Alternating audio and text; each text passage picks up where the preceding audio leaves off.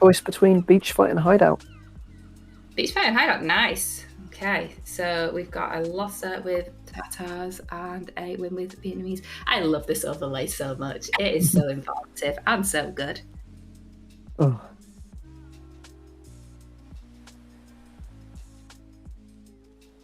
Question is, which map is Squeaker going to go for?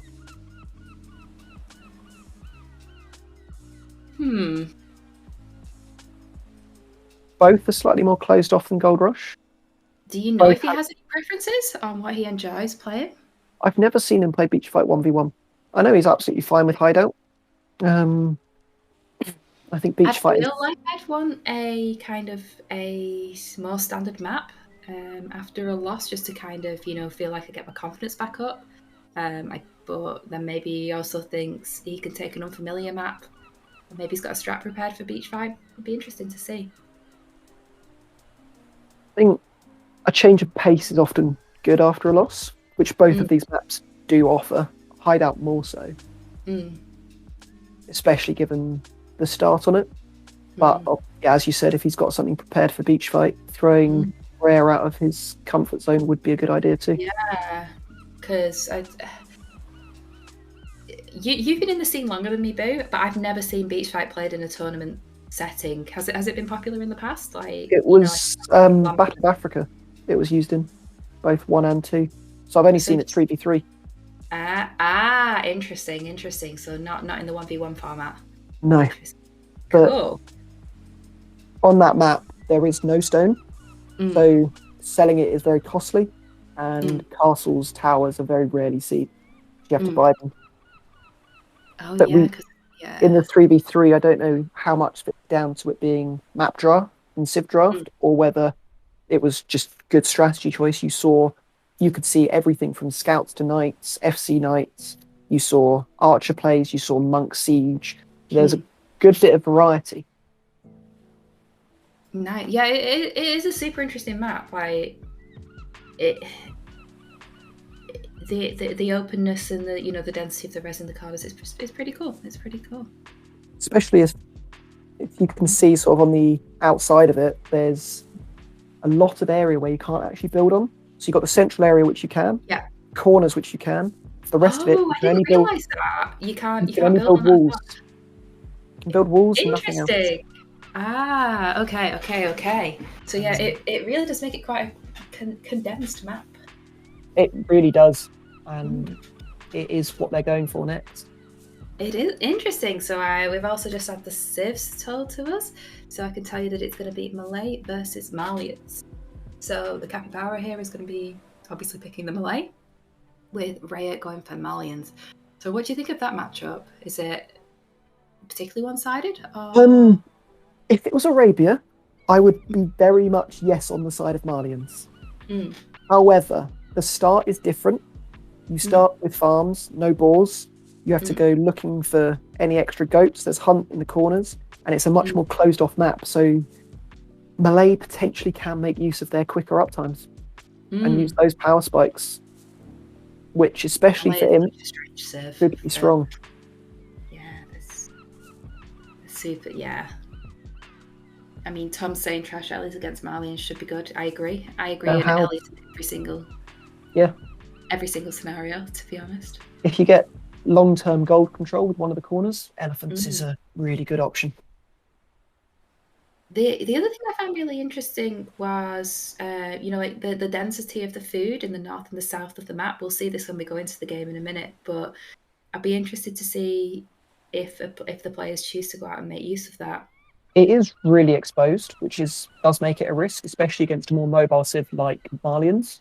But payoff is huge. I've got the map open now, and in the north, there's like 6 elephants and juicy 17 ostrich, 18, 19, plus a load of berries. So if you get a TC down there, maybe early cast edge, well worth it. So here we go, and we are in. Oh yeah, you start with loads of farms as well. I forgot about that. Yeah. This map is chaotic. It means different civs are good for it.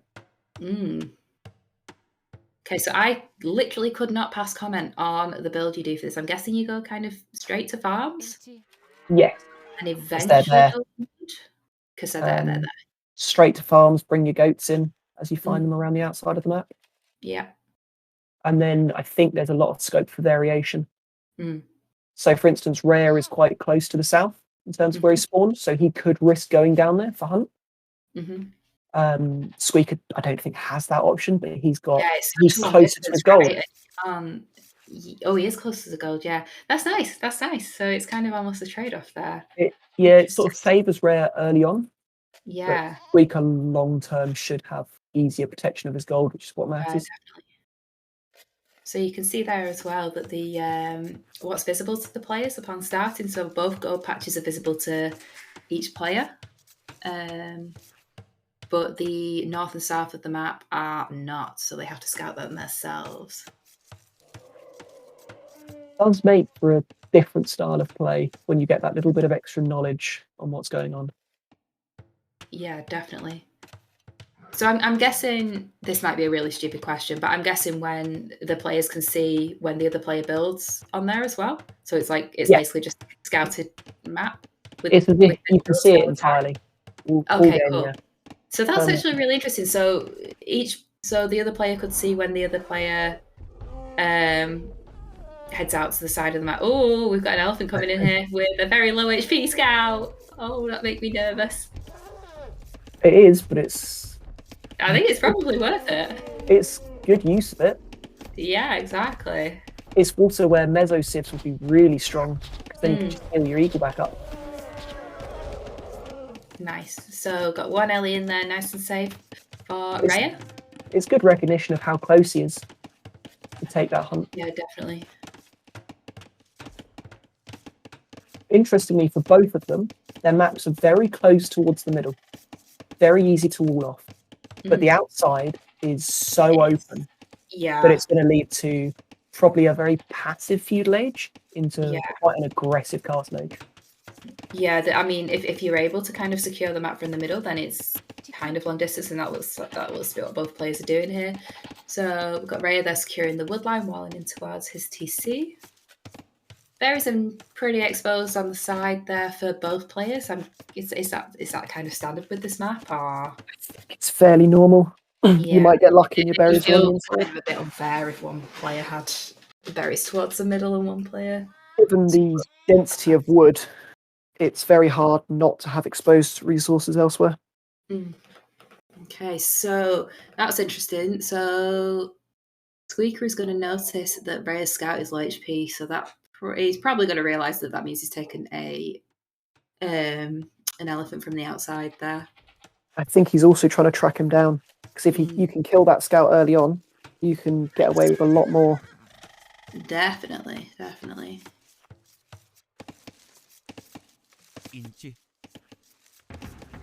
Neither look like they're in a position to click up anytime soon. No, I was just looking at the food eco, and it seems to be coming in pretty slow. And I think this time for Arabia, you're kind of looking to get to that point to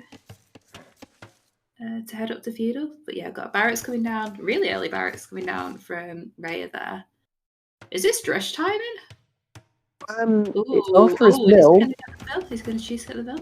But he could choose to Drush FC potentially. I mean, he's drushing straight into walls, but or he could just be building slightly early and then going for men at arms. Which I think it's more likely, given he's going to gold with the mining camp. True that.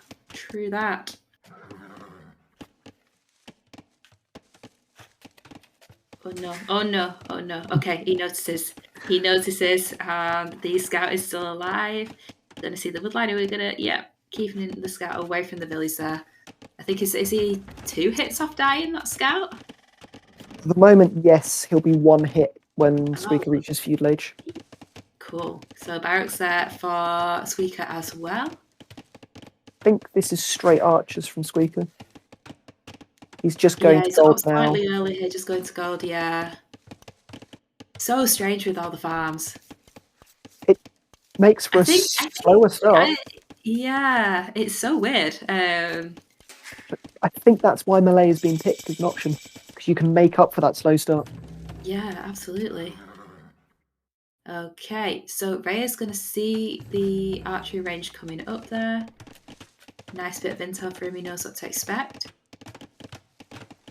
Then if you remember, Malian men-at-arms, extra pierce armor. So you're going to need to invest more probably into fletching before you can engage them properly. So straight into the wall there as well. And Squeaker's going to wall behind as well. Yeah, I think Squeaker's in a fine position here, to be honest. Yeah, his position's really good. I know it was a long way to send the drush around the outside, you know, but Rhea scouted that was open.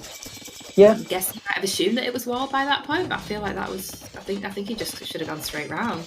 It's forcing reactions, but I don't think it's going to be enough because he's not forced the walls to be downhill. Yeah, and that range is much later, so there's already going to be archers out from Squeaker here. He hasn't and even now picked the arms. drush is going around. Well, now they're going around the outside.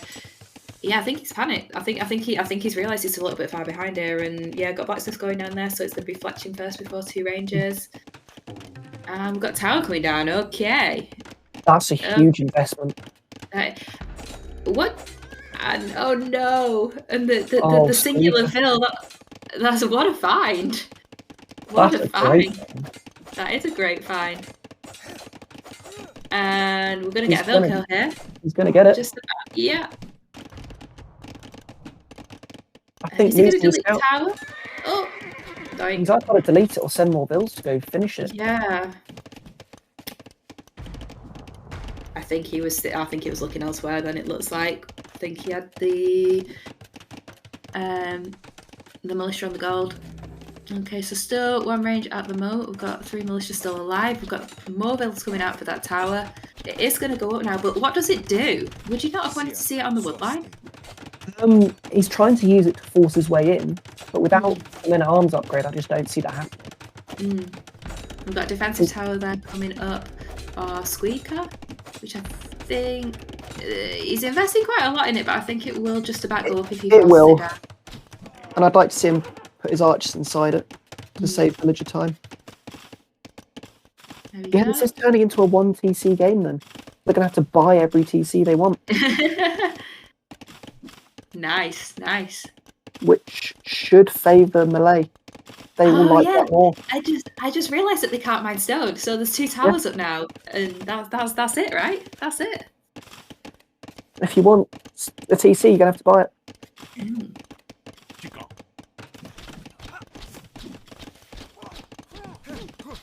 I do think that, yeah, as you said earlier, Rhea should have gone around the outside to play with men-at-arms, either into the berries or the gold. He knew both were there.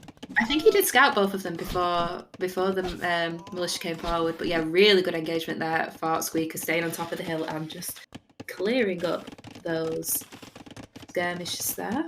I'd like to see him now push his advantage towards Rhea's base. That was before archer armor was in as well, so that was really nice engagement.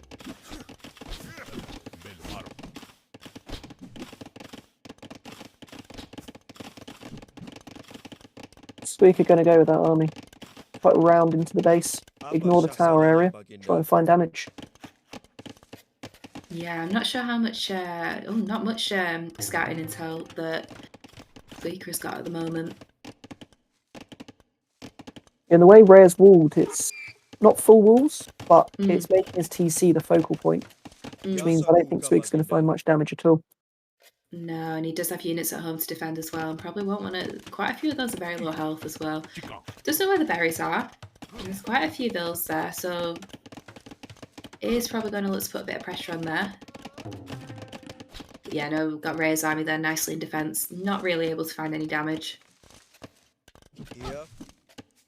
Oh, Rhea, we just saw earlier, he's got 1 archer just sat behind Squeaker's woodline being a pain. He's just trying to distract whilst he defends at home. Nice. That is so annoying. It is, because... Especially when you forget about it, because you ignore it, and then it turns to a crossbow, and it's like, oh, well, shit. Now this is bad.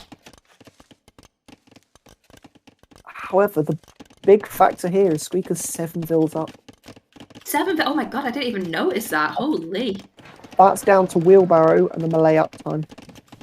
So that makes sense. I was looking at the eco kill def and I was like, what?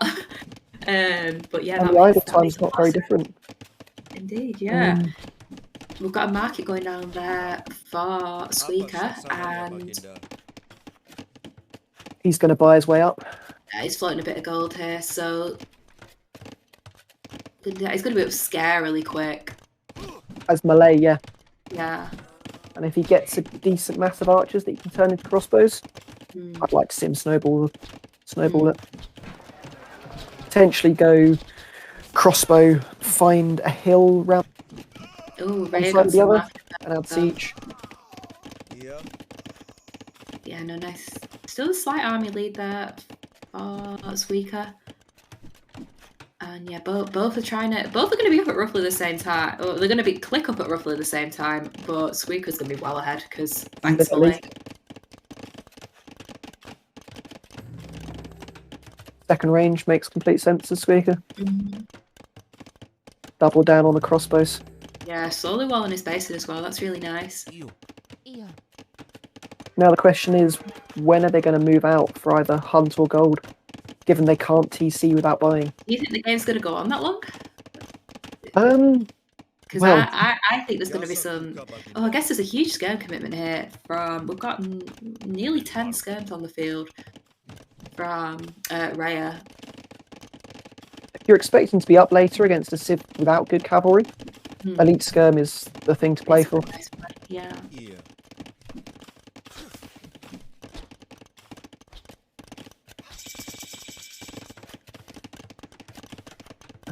Squeaker's up, Bodkin coming in.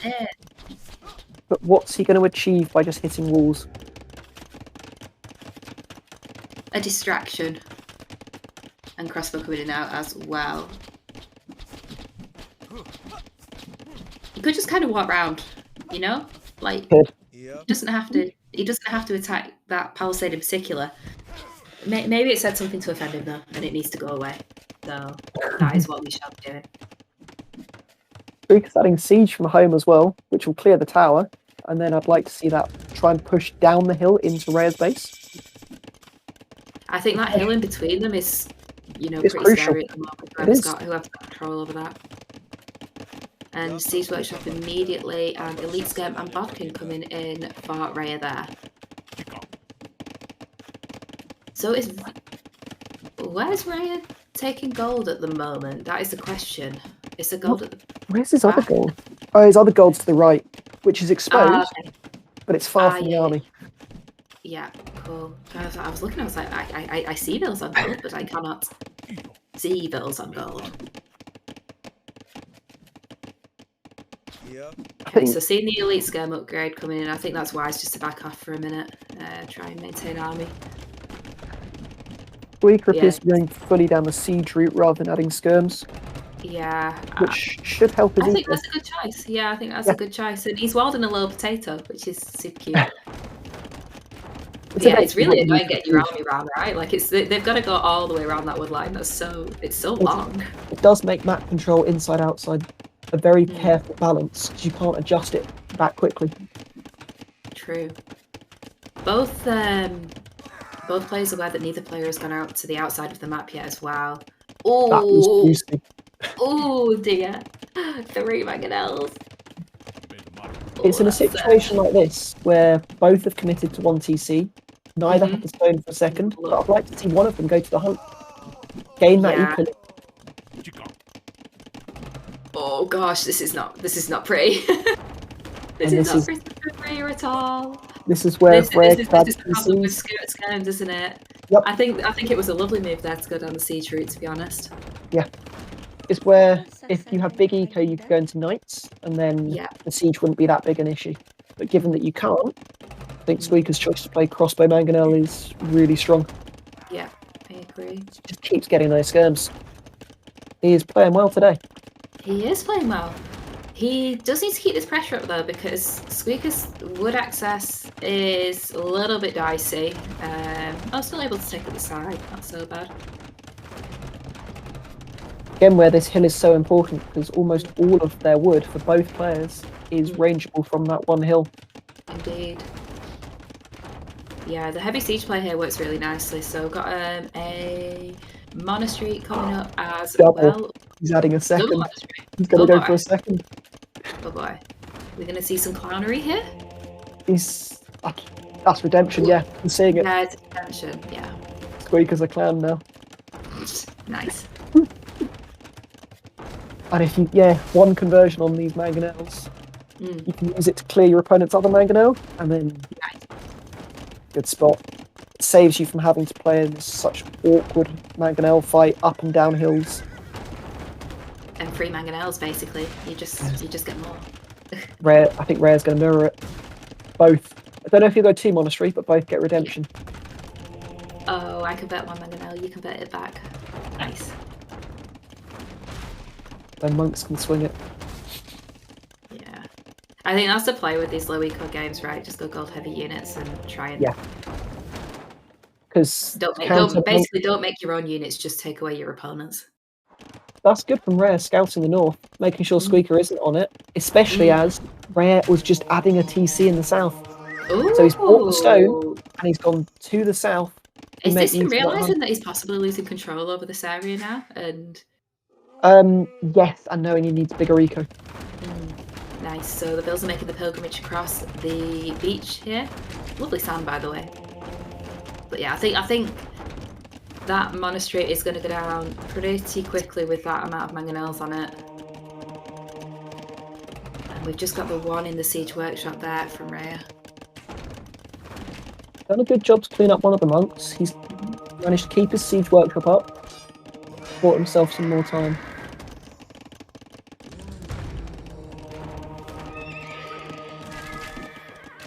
And yeah, we're deleting walls now. I think you want the space when you've got the mangonels. You don't want them to stack and yeah, you don't want 1 mangonel to be able to take on 4. We have a 1 brave knight though, going through the eco. If you don't notice it, that could do a lot of work. Yeah. And it is in the wood line. That could go unnoticed for quite a while. But then, what does Rhea have to stop this single push down the middle? All those mangonels, good ball of archers. It's so scary. Yeah, trying to go into like. Is that the original scout? Oh no, he's dead now anyway. It doesn't matter. But oh, rip those fills.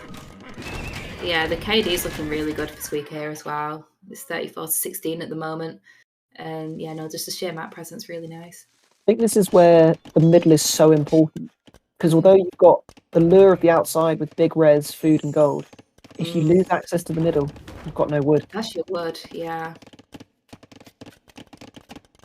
And these single pushes with a lot of siege can get very powerful, and Squeak has clicked up. Oh boy. You won't afford much. Still on 1 TC, but and still equal in bills, which is quite nice. But it's the classic thing of Rhea can add eco, but what's he got to stop this? Yeah, I mean Rhea's just trying to go down the cav route here. I think the answer's guard tower. But this map's got no stone. Okay. It's got no stone. There's no stone. Oh no. It isn't the answer then, is it really? No. Ooh, that was a nice shot there. It was a big one. The mangonels there. I think Rhea's, given there's no stone, he's going to go all in with Knight Light Cap. Nice. I just don't know if he has the ecos to sustain that though. Like he's 23 on food, but most of them are in the south, and he could get pushed off his farms. This map is very restrictive in space, which is almost your most important resource.